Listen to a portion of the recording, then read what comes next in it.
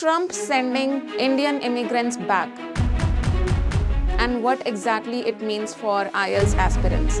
जो इंडिया के लोग हैं वो इंडिया में वापस भेजे जा रहे हैं और एक फ्लाइट ऑलरेडी लैंड कर चुकी है इंडिया में 2 दिन पहले समवेयर अराउंड। इलीगल तरीके से जाने की तो हम सोच भी नहीं सकते।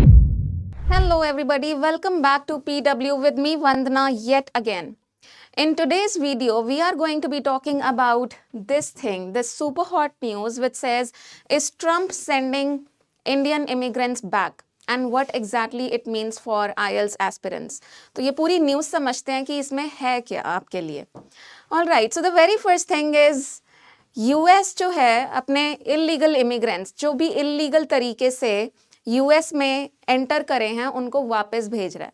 नाउ द थिंग इज कि क्या सिर्फ इंडियन इमिग्रेंट्स वापस आ रहे हैं, क्या सिर्फ इंडिया के जो सिटीजन्स हैं और जो इलीगल तरीके से एंटर करे हैं यूएस में, क्या वो लोग वापस आ रहे हैं? एब्सोल्युटली नॉट, ऐसा नहीं है.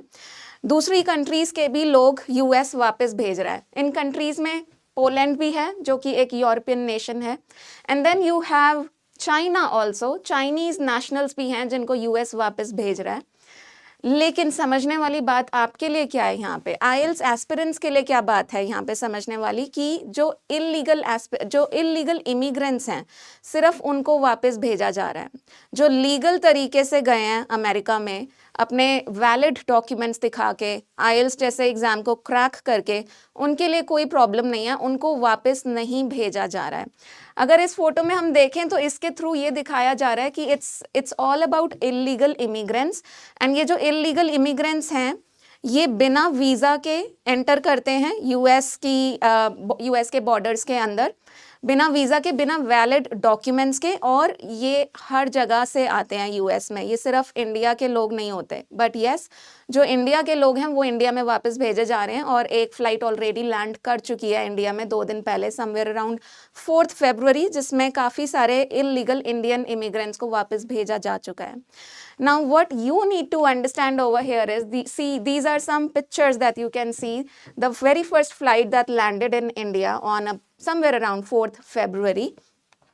Now what you need to understand over here is कि अगर आप वैलिड तरीके से वीज़ा लेके जाते हो तो आपके लिए कोई प्रॉब्लम नहीं है. But yes, there is no denying the fact that visa rules are pretty strict for this US country.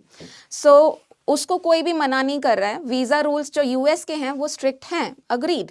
But if you have the right portfolio, right application, आपके पास आईएल्स या टोफल एग्ज़ाम का score है, आपके documents valid हैं, आप visa interview crack करके जाते हो, then there is no problem for you at all.